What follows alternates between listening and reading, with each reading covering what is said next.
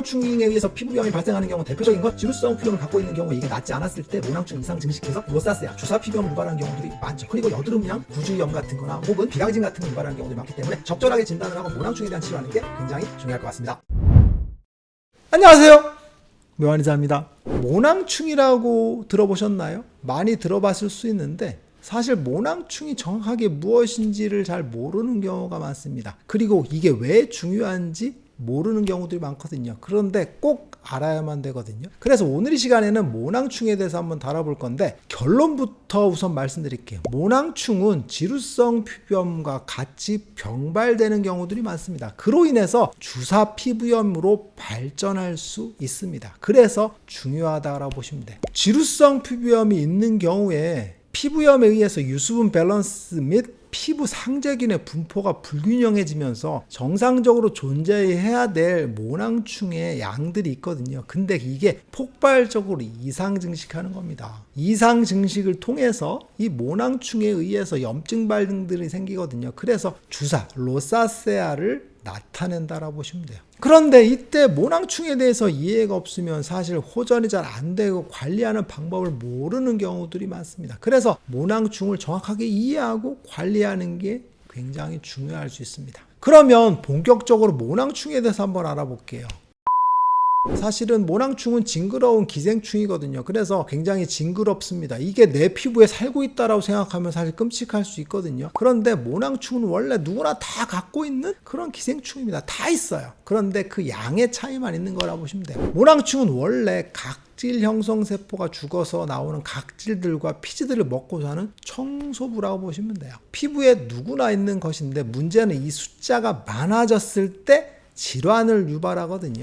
모낭충의 특성을 한번 외형적인 걸 알아보면 사실 절지동물에 속해 있고 거미강에 속해 있거든요. 그래서 찐득이목에 속해 있는 기생충이다라고 보시면 되는데 다리는 거미처럼 4쌍 8개이고 앞에 몰려있는 형태를 보죠. 그래서 모양이 좀 이렇게 올챙이같이 생겼거든요. 그리고 모낭충은 종류가 굉장히 많습니다. 그런데 인간에게는 딱 2종류만 살고 있어요.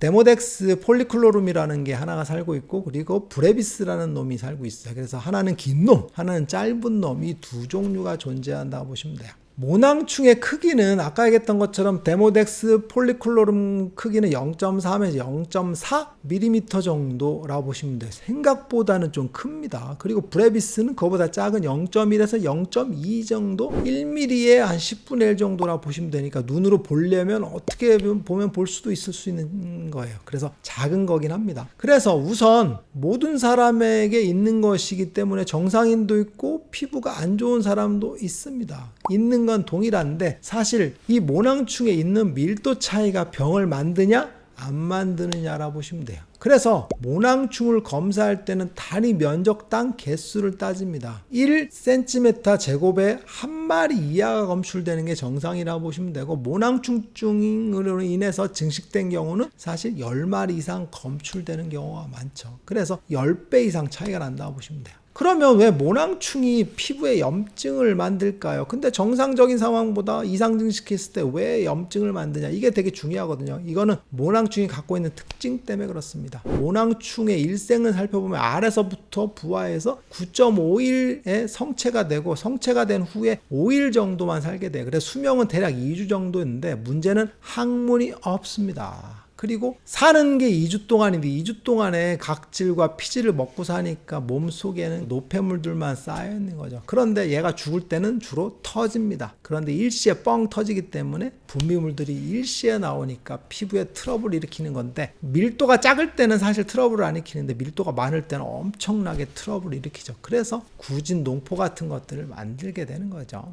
그런데 왜 모낭충이 또 문제가 되냐면 생각보다 이동 속도가 빠르다는 겁니다. 그래서 여기에 모낭충에 의해서 염증이 생겼는데 다음날 되면 이쪽으로 발생을 하고 이쪽으로 발생하는 거죠. 왜 그러냐면 이동 속도 때문에 그렇습니다. 다리가 4쌍으로 되어 있는데 시간당 이동 거리는 보통 8에서 16cm 정도거든요. 평균 10cm 정도 움직인다 보시면 돼요. 1시간에 10cm니까 굉장히 많이 움직인다 보시면 돼요. 그래서 모낭충은 어디든지 다 움직일 수 있기 때문에 염증이 여기에 생겼는데 그 다음날 여기에 생기는 게 이상하지 않거든요. 그래서 얼굴 전체로 다 퍼질 수 있다고 생각하는 게 맞습니다. 그럼으로써 얼굴 전체에 염증을 만들 수 있다고 보시면 돼요. 그러면 모낭충은 낮에 악화될까요? 밤에 악화될까요? 실제로는 밤에 악화됩니다. 이게 왜 그러냐면 모낭충의 교미 때문에 그런데 밤에 움직입니다. 모낭충은 낮에는 전혀 움직이질 않아요. 수컷은 모낭 피부 아래에 살고 암컷은 위쪽에 살고 있습니다. 그러니까 밤이 되면 교미하기 위해서 수컷이 암컷 있는 쪽으로 올라오게 됩니다. 위로 올라오게 되거든요. 그래서 밤에 간질간질하면서 트러블들이 많이 생기는 건 모낭충이 움직이기 때문에 그렇습니다. 그리고 교미 후에 번식을 하고 그로 인해서 증식을 하게 되는데 그게 주로 밤에 이루어진다라고 보시면 돼요. 그래서 모낭충에 의한 염증들은 주로 밤에 생기는 거죠. 그래서 밤에 움직인다는 특성을 갖고 있죠. 그래서 모낭충을 치료하는 약 같은 거 쓸 때도 밤에 발라야 되는 거죠. 야행성이기 때문에 낮에는 발라봐야 소용이 없게 되는 겁니다.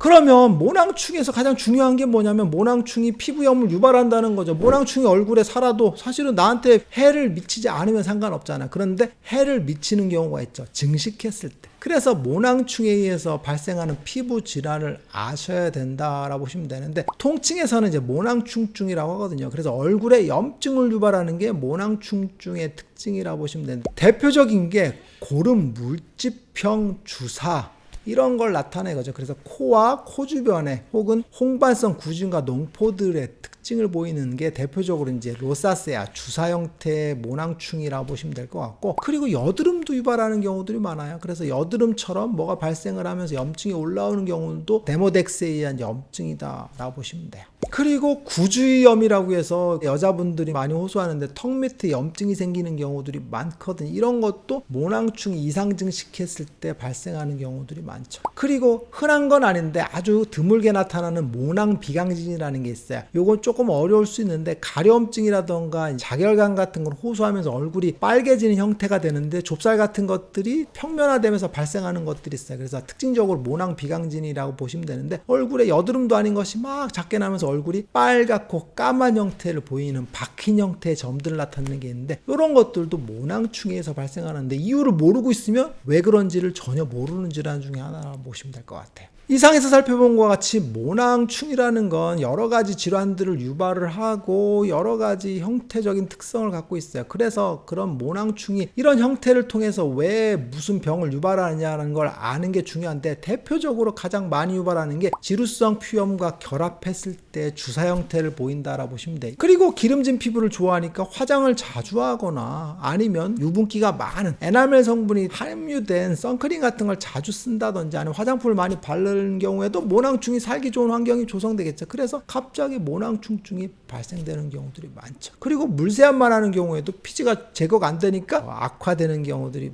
많거든요.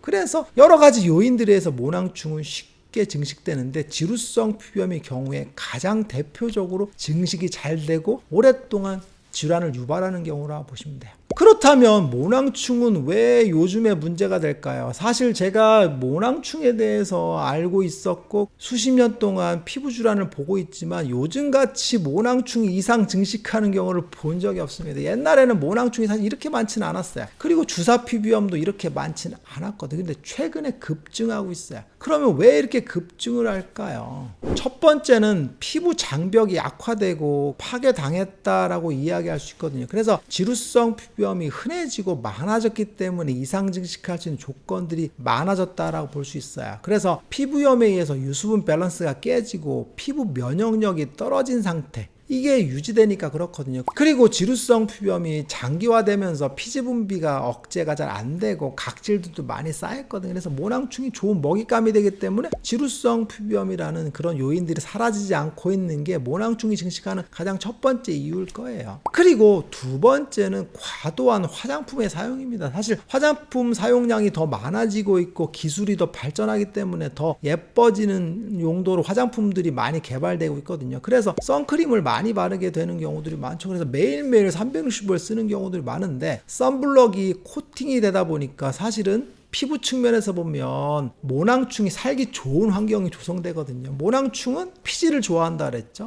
그리고 각질을 좋아한다 그랬는데 선크림을 딱 바르게 되면 피부를 두껍게 덮어버리기 때문에 모낭충의 입장에서 보면 자기한테 아무런 해가 없는 게 위에서 딱 덮어버리니까 얼마나 좋겠어요. 그래서 유분기가 많은 화장품이라든지 에나멜 성분이 많은 화장품들을 쓰게 되는 것도 모낭충을 증식하는 그런 문제가 돼 있죠. 그래서 쿠션 파우더 같은 것들, 파운데이션의 사용들 같은 것들이 증가하는 것들, 그리고 유분기가 많은 화장품을 사용하는 게 모낭충을 증가시키는 이유 중에 하나다라고 보시면 될 것 같아요. 그리고 세 번째는 레이저 치료의 무분별한 사용일 거예요. 무슨 얘기냐면 레이저를 하게 되면 피부 항상성에서 사실은 불균형을 유발하는 경우들이 많거든요. 운수 세라피라 그래서 고출력의 에너지들이 피부로 딱 가기 때문에 피부의 정상적인 세균총의 유지가 좀 어렵고 피부에 불균형을 유발할 수는 있어요. 그래서 지루성 피부염이 있는 경우에 흔하게 보면 얼굴 홍조로 진단하거든요. 그래서 지루성인데 레이저를 하는 경우들이 굉장히 많습니다.